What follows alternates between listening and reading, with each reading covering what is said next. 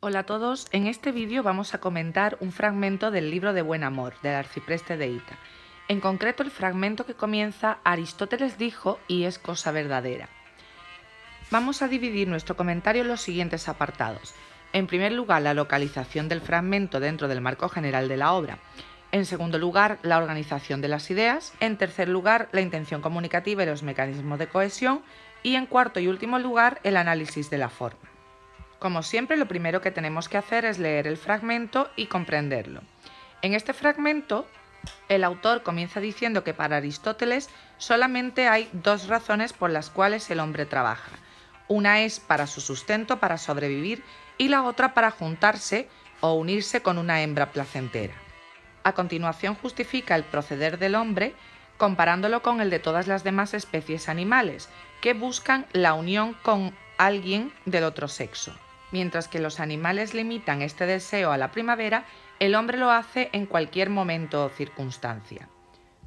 El narrador protagonista dice, por tanto, que él no puede enfrentarse a su naturaleza, por lo que ha experimentado el amor carnal, pero dice también que es necesario haber vivido, haber experimentado algo para poder descartarlo y saber qué es bueno y qué es malo, para poder abandonarlo y dedicarse al amor a Dios.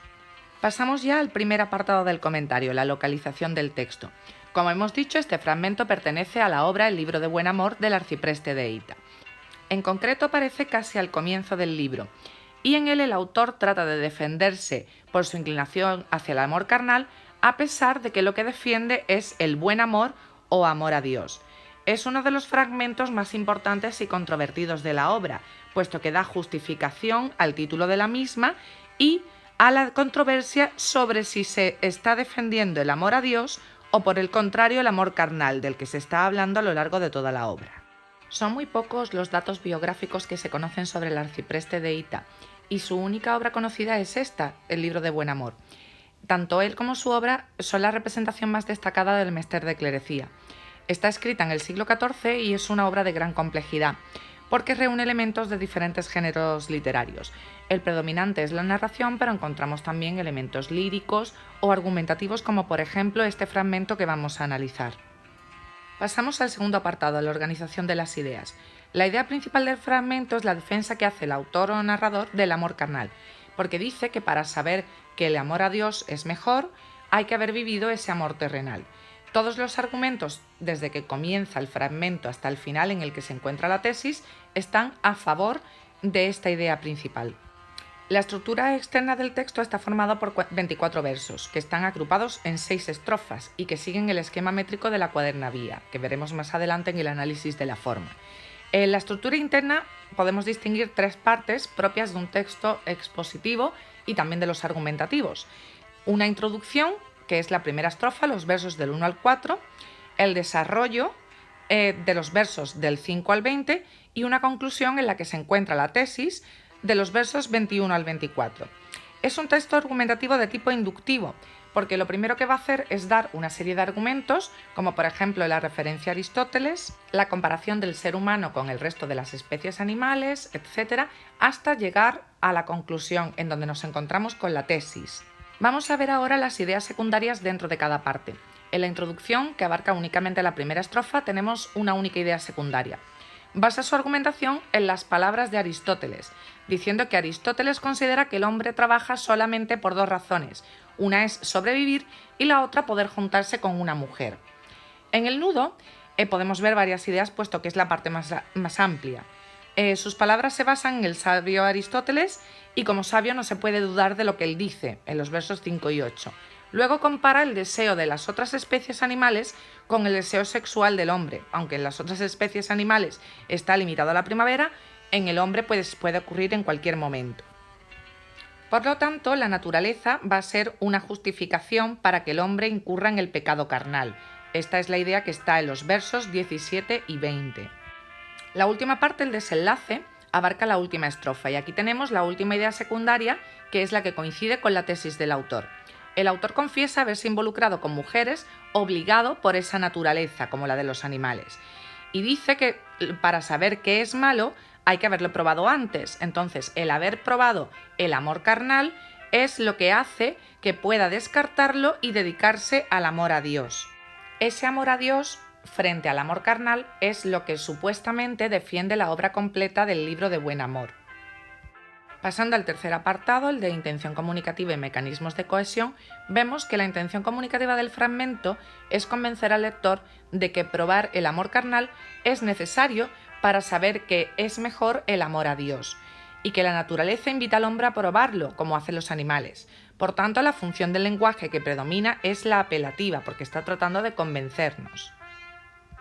A continuación procedemos a realizar el análisis de dos mecanismos de cohesión de los muchos que podíamos haber seleccionado en el texto. Uno de ellos es el de los conectores textuales del fragmento. Encontramos estructuradores de la información de dos tipos, comentadores y ordenadores. Entre los comentadores tenemos pues, que también puede considerarse un conector consecutivo y aparece repetido en los versos 8, 13 y 18. Tenemos unos ordenadores, la primera y la segunda, que equivale a en primer lugar, en segundo lugar, en los versos 2 y 3. Entre los contraargumentativos tenemos más sin tilde equivalente a pero, repetido también en los versos 6 y 20. Y por último tenemos el reformulador explicativo y portal, que equivale a por tanto, y aparece en el verso 21. ¿Por qué los conectores son un mecanismo de cohesión y sirven para dar unidad al texto? Pues porque enlazan unas partes del texto con otras y eso le da unidad. Luego vamos a ver las repeticiones. Encontramos, por ejemplo, la palabra hombre repetida en muchísimos versos, 2, 10, 12, etc. La palabra sabio referente a Aristóteles en los versos 7 y 9. Natura o naturaleza, que es lo mismo, en los versos 11, 14 y 20. ¿Y por qué la repetición es un mecanismo de cohesión que da unidad al texto? Pues porque al repetir términos varias veces se demuestra que hay una unidad temática en el mismo, que estamos hablando siempre de los mismos temas. Pasamos ya al cuarto y último apartado, el análisis de la forma. El libro de Buen Amor hemos dicho ya que es la obra más representativa del Mester de Clerecía, pero es una obra muy difícil de enmarcar en cuanto al género literario, porque hay una mezcla de casi todos los géneros que había hasta el momento. Podemos encontrar narración, que es lo que predomina, la historia del arcipreste con las diferentes mujeres que encuentra a lo largo de su vida y algunas otras historias que él cuenta pero de las que no es el protagonista. Hay fábulas como subgénero narrativo, hay fragmentos que son poesías puramente líricos y nos encontramos también con casos de argumentación al estilo clásico, como por ejemplo el fragmento que nos ocupa, que ya hemos dicho que es fundamentalmente o predominantemente argumentativo. En él, el autor se defiende de haber probado el amor carnal, pero, ya os digo, hay una mezcla de géneros y aquí, que es un fragmento argumentativo, como hemos visto, tiene una tesis, unos argumentos, aparece el narrador, ese narrador que está en toda la obra en primera persona. Y es un narrador protagonista, identificado con el propio arcipreste. Por eso tenemos que comentar entre los elementos de la narración el único que claramente aparece en el fragmento. Tenemos aquí un ejemplo, los versos 4 y 5 de ese narrador en primera persona. Si lo dijera yo, etcétera, no se me ha de culpar. Yo y me, esa primera persona. Sin embargo, como predomina la argumentación, una argumentación inductiva en la que se comienza dando una serie de argumentos y luego una tesis, formalmente hay que analizar la argumentación, los tipos de argumentos que encontramos. Entonces, tenemos en primer lugar un argumento de autoridad. Se mencionan unas palabras de Aristóteles para sustentar todo lo que el autor va a decir a continuación. El segundo argumento es de ejemplo. Compara el comportamiento de los animales de las distintas especies con el de los hombres. El último argumento es de experiencia. Dice que para poder descartar el amor carnal hay que haberlo probado como lo ha probado él. Y este argumento final es el que coincide con la tesis. El loco amor, el amor carnal, no es malo si se toma como experiencia, de ahí este tipo de argumento, para abandonarlo por el amor a Dios. Vamos a ver ahora su aspecto métrico. Como obra propia del Mester de Clerecía está escrita en verso. Y para hacer el comentario de la estructura métrica vamos a tomar como modelo las dos primeras estrofas. Aquí en esta diapositiva tenemos esas dos estrofas analizadas con las dialefas indicadas, con el cómputo silábico donde hay que sumar uno, restar, etc. Al analizarlo comprobamos que se trata de una cuadernavía con versos alejandrinos de 14 sílabas, monorrimos, con versos divididos en 2 hemistiquios heptasílabos separados por una cesura. Vemos además que hay una dialefa en una de las 2 estrofas, indicada también en la diapositiva anterior. Y en la segunda estrofa, el segundo hemistiquio de todos los versos termina en palabra aguda, con lo cual en el cómputo silábico tenemos que añadir 1. En el primer hemistiquio del verso 5 tenemos una palabra monosílaba, igual que con las agudas añadimos 1 al cómputo silábico, y en el verso 6 tenemos el caso contrario, tenemos que termina en palabra esdrújula y hay que quitar 1. Con esto ya tenemos todos los versos alejandrinos perfectos. Vamos a la última parte del comentario, los elementos lingüísticos y los recursos estilísticos propios del movimiento, del autor y de la obra. En primer lugar tenemos las llamadas de atención que hace al lector. Un ejemplo en segunda persona del plural. El bien y el mal, sabed y escoged lo mejor al final del texto, en el verso 24. Luego, el enfrentamiento, la diferencia entre lenguaje culto y lenguaje popular, tenemos la palabra natura, expresión latina de naturaleza, en el verso 11. Entre las alusiones a la imitación clásica griega o latina tenemos la mención del filósofo clásico Aristóteles para refrendar los argumentos del narrador.